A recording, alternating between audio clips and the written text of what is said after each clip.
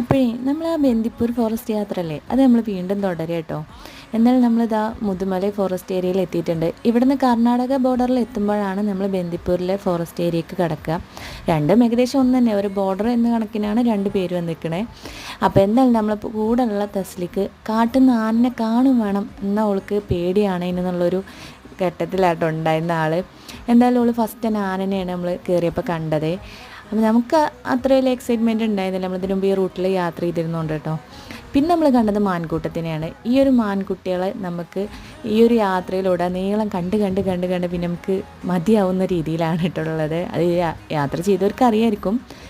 അതും കഴിഞ്ഞ് പിന്നെ നമ്മൾ ബോർഡറൊക്കെ എത്തിയപ്പോൾ കണ്ടത് ആനക്കുട്ടി, പിന്നെ അതിൻ്റെ ഇപ്പോൾ ഒരു കുഞ്ഞു കുട്ടി ഉണ്ടായിരുന്നു കേട്ടോ.